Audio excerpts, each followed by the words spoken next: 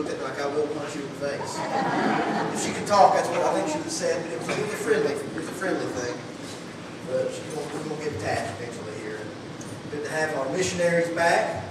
Chad survived it. We were in prayer for that. There's an answered prayer. It's still good to have everybody. I was thinking even, like I said, in the last 3 months, when Lisa's here with us and Tommy's growing stronger each day. So there's lots of prayers. I mean, guys, lots of answered prayers. We should never take those for granted. We should never ever stop being overwhelmed by that. That's an amazing thing, what God is doing, what He does do. Amen. Amen. We're going to be in 1 Corinthians 13 and 12. 1 Corinthians 13 and 12. Lord, I'll be honest with you, I had something totally else in mind. I know I've said that before, but I had something totally else in mind. I actually told Travis back before service, I said, I got two, and I don't know which way to go with it. I said, I'm just going to pray and so just go see which way the Lord leads. And He led me in a completely different direction than either of the two. And I believe today that it's a word from God. I'm excited to have with us for each and every one of us. 1 Corinthians 13, 12. If you would please stand for reading the word.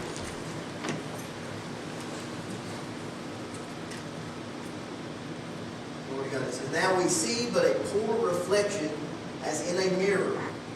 Then we shall see face to face. Now I know in part, then I shall know fully, even as I am fully known. Let's go to Lord in prayer.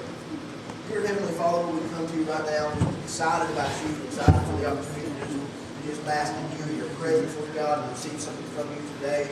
Lord, I ask that you come and just move in, like I said, move in this place, Lord God, that our minds be in a place to receive what you have, Lord. We just praise you, glorify your precious name.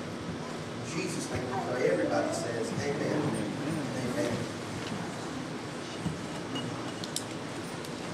I got news yesterday. Sister Francis actually called us and was the first to let us know about the passing of Brother Roland. I hated that. And so sad for that family. We're praying for them. In that, the Lord yesterday, and my spirit began to kind of move me on this sermon, this thought, something I've preached before. Kind of a new thought, a new thing for me today, and I've titled my sermon this: How will you be known? How will you be known? This is a sermon for me today. How will I be known? It's a sermon for you today. How will you be known?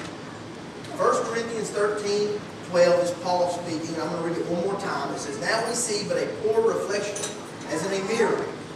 Then we shall see face to face. Now I know in part that I shall know fully, even as I am fully known. Today he's talking about heaven. He's talking about the end of an age here. If you read a little bit ahead of time, he's talking about the end of an age, the end of time, and he says that you will be known. I believe we'll know each other in heaven. I believe it's going to be a completely different thing, but I believe we'll know each other. But that question, the Lord popped that question in my spirit yesterday, is how will we be known? How will we be known? Reputation is a big deal in our society, is it not? There's people that spend a lot of money, a lot of time on that very thing, reputation. How am I going to be known? We spend time wanting to make a name for ourselves. We spend time worrying about our legacy, our children, our grandchildren. It's something that occupies a lot of our energy. How will we be known? The future, which is a scary thing, and what will it unfold for me? How will my name be remembered when I leave this world? What will be my legacy? That's something we've all asked ourselves, we've all thought upon it. And today I've just got a very simple sermon today that I believe, I know for a fact today it's from the Lord, and I believe it answers a lot of our questions, and it also just debunks a lot of the false views of thinking of how we're going to be known today. And the first one is this: you will not be known by who you were around. Now that debunks everything my dad told me in high school, right? Because my dad said, who you are is who you're around. You hang around with them, you're not going to end up so good. You know, you are who you're around. You are what you eat. Praise God, that ain't a fact. Or I would be a pig because I love bacon. But you're not always who you are around. We think that's something like I said, a lot of parents, I guarantee you there's parents in here that have said that. You are who you are around. I believe that, like I said, I believe today that the Lord can show us. Now, can we be influenced by who we're around? Absolutely. We can. We can be influenced. We can make decisions based on who we're around. Absolutely. But can I tell you today, you are not who you're around. I think of two people to kind of illustrate this, I think, perfectly. And that's Abraham and Lot. Right? Yes. Abraham and Lot, close family, close people. They were so close, they lived together, they had things together, and they eventually became so prosperous and so wealthy that they had to split up. They had so many things. The land wouldn't hold everything they had, all the cattle and everything that they had, so they had to split up. Lot went to a place over by Sodom and Gomorrah. Abraham went another direction. Today, how do we know Abraham? We sing songs about him, right? Father Abraham had many sons. I am one of them, and so are you. We talk about him. In the Old Testament, it's referred to many times as the God of Abraham, Isaac, and Jacob. Abraham being first. Many, many sermons are preached on Abraham and his likeness to the Father he represents. Abraham is recognized as a great man, right? But not by Christianity, by Judaism. He's recognized as a great man. I don't know if you know this, but even Muslim beliefs recognize Abraham. They recognize Abraham. He's worldly recognized. He is known for being a great man. Everyone recognizes that. Now, what do we remember is Lot. How do we remember Lot? We remember Lot from his wife turned into salt shaker, right? That's how we remember him. His wife turned into salt. We remember that he didn't want to leave Sodom and Gomorrah. We remember that. It was blazed of fire. I don't know if you know it, but the last we hear of Lot, he's living in an incest relationship in a cave with his daughters. That's the last we hear from him. They both at one time had both great stars where they were close together and whatnot. But each had to make decisions for themselves. Each one of them had to make decisions for themselves. I want to encourage you in this and also warn you in this at the same time. First thing is this. Abraham was not labeled or known by Lot's misdoings. Can I tell you today that a lot of times as parents, as grandparents, aunts, uncles, whatever, we a lot of times allow ourselves to be brought down by what somebody else has done. We allow the devil or the enemy to come into our lives and tell us that makes us less of a person because what our child has done, because maybe what a friend of ours has done, or somebody that we love has done, and we allow the devil to bring us down in that. Can I tell you that as parents, I've said this Wednesday night, but as parents, our job is to give our kids the best chance, to show them the right way. We can't make them do the right thing. I believe that's for all of us today. To remember that. We can't make them do the right thing. Our job as friends and as co-workers is to encourage people and to lift them up, but we can't make them make the right decisions in their lives. And if we ever put that on us, that's a burden we can never bear. We can never bear that. Because that just is something we can control. I believe a lot of people allow themselves to get depressed, get down, get anxious about things that they have no control over, and that is other people. We have no control over other people. Today, Abraham had no control over what Lot did. He went to bat for Lot. Y'all remember this? He went to bat for Lot. Went to God. Said, "Hey, let me just find a handful of people." He couldn't do that. He kept ordering them. If I can find 5 righteous people, will you spare it? Abraham went to bat for Lot, but Abraham could not control what Lot did. That was not on Abraham. I believe today, like I said, a lot of us carry that. We like to be fixers. Anybody here like to be a fixer? Like to fix things around their house or whatnot? I gave up a long time ago on that. I just call my dad. It's broke. I don't know, it's broke. Well, I don't know, it's broke. That's kind of my answer. I don't know, it just don't work. I don't know why, but it don't work. But a lot of times in life, I will admit I'm a fixer. I want to try to fix things. If I think 2 people are arguing, I want to try to help them. I'll let people, whatever. I don't really want controversy. I don't want those things. I want to fix stuff. Like I said, I know there's probably lots of us in here who says they're guilty. But today we can't always be fixers. Abraham could not be a fixer for Lot. Lot was going to do what Lot was going to do. That was Lot's decisions. All right, on the other side of this today. Lot's decisions affected Lot.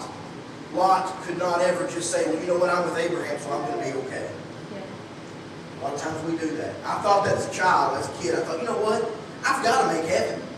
I've just got to, because the Lord loves my grandma too much. She'd be so disappointed if I wasn't there. So, the Lord, my grandma's just a great woman of God, so I'll just make heaven because of her. Because, the Lord surely, He ain't going to, he ain't going to make her feel bad about it. He's going to go ahead and just let me in. I did. I ain't gonna lie. As a kid, I thought that I guaranteed him. My grandma, she did okay. I've got this. I wonder if Lot didn't think that a little bit. Well, you know what? The Lord loves Abraham. Abraham and the Lord are tight, so you know what? I'm going to be okay. And in that, he made decisions that he thought had no consequence. Can I tell you today, all actions have consequences.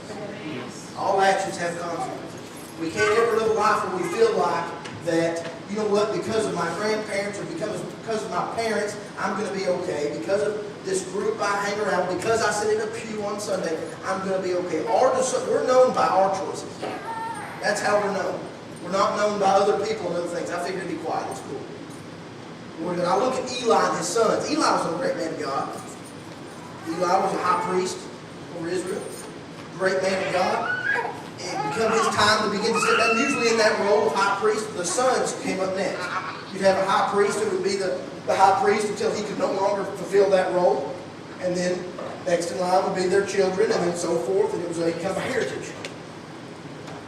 But we see in the Bible that Eli, when he becomes that time for his role to vanquish and for his sons to begin to move into that role, the Lord says no.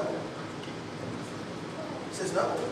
Because they're not worthy. They were doing things that were not deserving of that role. They were making decisions and choices feeling like they had no consequence because, hey, guess what? We're going to make it anyway. We're going to get in there anyway because, hey, that's how it works. Can I tell you, we've got to be careful in that.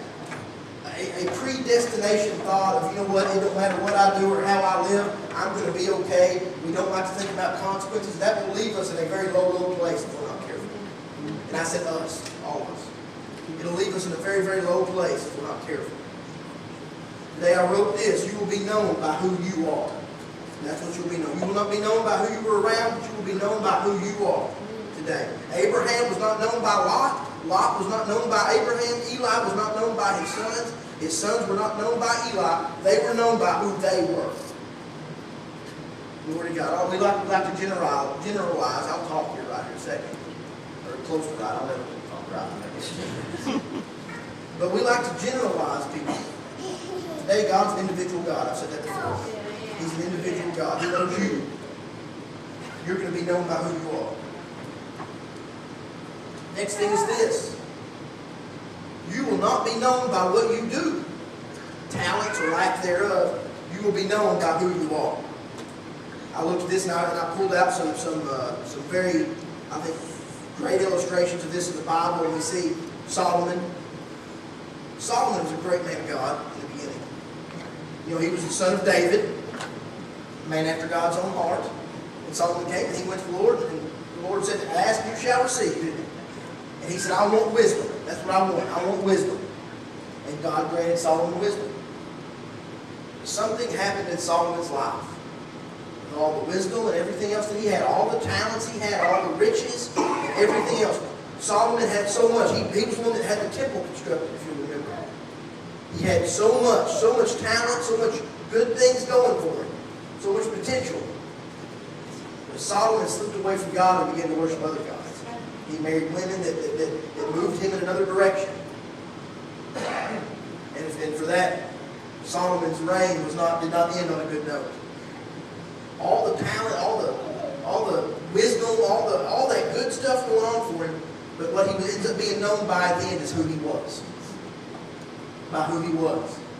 I think also you could go to the rich young ruler. You could go on and on to people who had so much, had so much talent, had so much charisma, had so many things. You can look today at the world and you can see people that could be so much. I've seen people and thought, man, if they would ever grab on to the Lord, they would be so useful because they're so likable, they're so great, they're so nice, they're so friendly, they got so much talent in this area or that area. But at the end of the day, our talents aren't what's going to get it done. The Bible doesn't say you'll be known by your talents. It says you'll be known as who you are. Who you are. On the flip side of this, I can encourage you today by this. You're not known by your shortcomings. You're not known by your lack thereof talent. Praise God. Thank you, Lord. I'm not known by that. If y'all ever heard me sing, you'd say, praise God, he's not known by that. Glory to God. We can look at this. Zacchaeus, perfect example. I like the wee little man. I feel like I'm a wee little man. I know I am.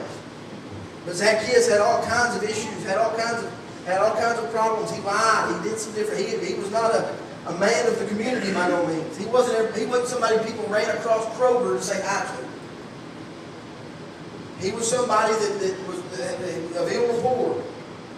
He was not thought of, like I said, people saw him and they said, that crook, under their breath, don't play with his kids. And things like that. He wasn't thought of highly. But guess what? He wasn't known by his flaws. He was known by who he knew. And one day Christ came along and said, let's eat. Let's eat. And that's how he was known. Praise God. That's how he became known. I think of the disciples. Today, if you look on, like I said, the Assemblies has a website. Every now and then, they'll post these big directory deals of churches looking for associate pastors, or looking for like the other day I got a newsletter deal in Fort Smith, and they would say they were looking for a worship leader. I thought about it. I ain't gonna lie. I thought about putting a resume in on that. I thought about it. Just kidding. But they post different things, and it never says like, we want someone that has no idea what they're doing. We want somebody that's completely terrible at this. Please send your resume to this address. It always says stuff like, we want people with a degree, or we want people with a background in this ministry, or we want this. That's how it's worded, right? Right now, I have a deal on there about a youth pastor. We talked to I said, somebody that has a heart for children and youth and wants to do this, please contact us. But we have it on there, and we got to have guidelines for what would be a good fit. Christ had disciples. A tax collector. Well, that sounds like a great fit, doesn't it? You're talking about somebody that ain't liked in the community. He had a couple of fishermen. Well, that sounds like a great fit. That sounds like somebody people don't know for ministry. Somebody that goes out to fishing all the time. Don't know anybody because they're on the boat out in the middle of that's where they spend their time. Not really a social butterfly, I figure. But that's who Christ used. Why? Because it was not what they could do, it's who they knew. And that rhymed amen to. And that rhymed too. Praise God. Come on, somebody.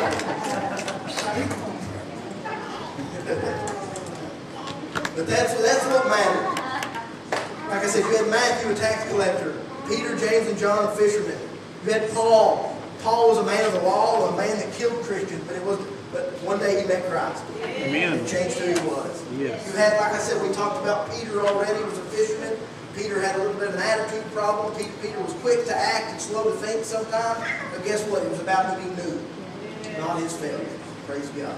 There's a lot of people that think, you know what, I've been good enough. I'm good at this, I'm good at that. I sit in a pew a lot, I sing in the choir a lot, this, that, and another, but at the end of the day, it ain't about that stuff. The Bible tells us there will be people that say, Lord, didn't I testify in your name? Didn't I heal the sick? Didn't I do all these things for you in your name? It says he'll say, depart from me, I never knew you. Because it's not about what you can do, it's who you are. Amen. Praise God.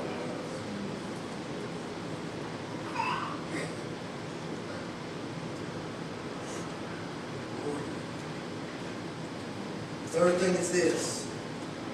You will not be known by who you know. You will be known, by who you know. That's where it's at. It ain't by who we're around or what we can or can't do. It's by who we know.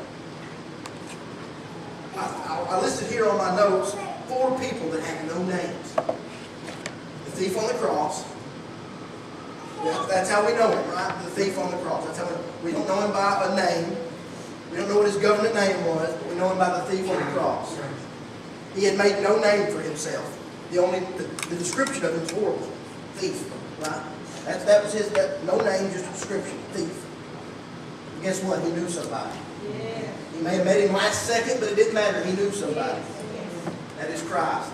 He said, guess what? You're spending eternity with me. Because that's who he was. Everything that he had been, everything that whatever that is, we don't know his past, but apparently it wasn't good. He was on a cross, getting crucified for some bad things he had done. All that stuff didn't matter because of who he knew. Glory to God, ain't that nice? It's all about who he knew.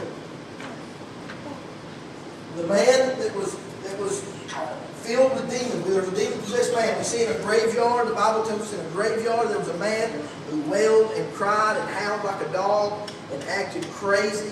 They said they would go and try to bind him. He would break the chains. They said they would try to hold him down. They'd try to contain him. He was running around. He completely just wild and crazy. filled with demons. All we know him as is the demon-possessed man. That's how we know him. No name, just a description, and not a good description. Demon-possessed. I can't think of a worse description you could have. I believe probably this man would probably be the scariest man that's ever walked this earth. Because legion is thousands and thousands of demons. That's what that is. I mean, I've seen the number. It's just staggering. But I'm scared. I'm sure this is one of the scariest men you've ever seen. That was his name, though. The demons. That's how we know him. Until he met Jesus. Yes. And then what he was, whatever it caused him to be in that state, whatever he had experienced, it all changed when he fell at the feet of Christ. Yes. And Christ had come out. Yes. They did. And it said he went on his way. Yes. Everything changed not because of what he had done or who he was around, because of who he knew. Yes. Yes. Because of who he knew. Yes. Glory to God. I think of the woman at the well. There's another one. No name. Samaritan woman at the well. No name. Just a description. We know she had a past. She'd been divorced. Well, that's the unforgivable sin, according to some people in the church, right? I don't know how the Lord forgave her that. She was living out of wedlock with somebody. Just a tough past. People. I noticed that she was at the well by herself. You know, that well was a very busy place where she would go get water. And I wonder if she didn't wait back and wait for everybody to leave before she went up there. Because all the other women would talk about it. All the other people would talk about it, make fun of it. They might go and whisper while I'm getting water. So I wonder if she didn't wait till everybody was gone. So I picture looking out her window up there at the well. Wait till everybody was gone, and she get her bucket and sneak up there. She didn't have to deal with people and what maybe they might say about her, what they might think about her. She's getting her water, and there comes along Jesus. And Jesus, he calls her out for everything she's done. And I'm betting you why he's doing that, she's thinking, here we go. I thought I could get up here and get away from him. And get up here and not be talked about, not be bashed, not be run down. And here's this man, he's telling me everything I've ever done. He's throwing it all in my face. Then you realize, well, this is different. He's not calling me out to rebuke me. He's not calling me out to bring me down or to bash me. He's calling me out in love, to lift me up, to purify me, to change me forever. It's not about what she had done, who she was with, or who she wasn't with. It was about who she knew. At that time, she knew Jesus. Glory, glory, glory.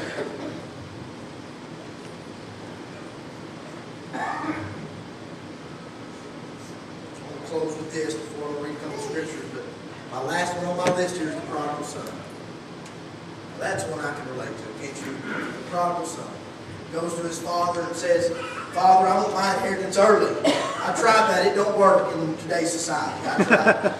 Daddy, I want my inheritance early. Pass, he says. But he went to the father and said, I want my inheritance early. And I'm getting out of here. I ain't working on this farm no more. I ain't dealing with this stuff no more. I'm getting out of here doing my own thing. The father said, see you. Here you go. I'm sure, I wonder, the Bible tells me, I wonder if he didn't say, son, this ain't the best for you. I know what's best for you if you'll just stick with me. Whatever happened here, the son refused it and said, I'm out of here. I'm going. The father gave it to the son and said the son took off. The son lived like the world, blew his money, blew everything, didn't have no friends or nothing. Said he was living in a pig pen, working for a man, and he actually ate the food of the pigs. That's where he was at, in muck and mud and nasty. He said one day he kind of raised up and he thought to himself, home's a lot better than this. My father's house is a lot better than this. They have lots of food, they have lots of things. And he took that trudge home, a long walk home. And I'm sure the entire time I can probably figure he was thinking, we know he is. He's giving a little speech in his head. Remember, he's saying, forgive me, Father, for I'm not even worthy.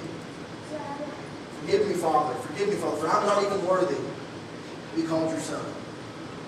And he gets there, and here comes his daddy. His daddy's up there, I figure, at the farm doing his thing. He looks down and sees something, a figure, and immediately I believe he recognizes that as his son. That's my boy. I believe he probably was kind of looking for him. That's my boy. And he takes off after him, takes off down there to him. And the boy, I recognize this reading this week. The son begins to practice speech, the speech that he was going to say. He says, Father, forgive me. And right as he's about to say what he was going to say next, which is, I'm not even worthy to be your son, before he can ever say that, the father stops him. hugs him, wraps a robe around him, puts a ring on his finger. He never was able to utter those words, I am not worthy to be your son. Anybody ever notice that? He was never able to utter those words. All he was able to say is, Father, forgive me. And then the Father came in and took care of the rest. It's not about what you've done. It ain't who you're around. It's who you know. Amen. The prodigal son knew the Father. Can I tell you today, church, I believe we will find happiness, we will find joy, we will find hope when we quit trying to make a name for ourselves and grab on to the name above all names. Because it says, the Bible says He'll give you a new name, doesn't it? I believe that's the key. Is when we stop trying to make it ourselves, stop trying to build our legacy ourselves, stop trying to figure it all out ourselves and just grab on to who has already got it all figured out. Glory to God. John 13 and 35 says this. Glory to God. By this all men will know that you are my disciples if you love one another. And then Corinthians 13:13, which is right after the scripture that we had read before service, said this. And now these three remain, faith, hope, and love. But the greatest of these is love. If you want to be known, if you want a legacy, if you want something that's going to be remembered, if you want something that's going to be eternal and not temporary, know love today. That's something that the demon-possessed man experienced. That's something that the woman at the well experienced. That's something the prodigal son experienced. That's something that we all here can experience is love. That's what changed all of them was love, wasn't it? If you want to know love, if you want to know perfect love, you've got to know the Father. You've got to be known by the known today. Let's all stand on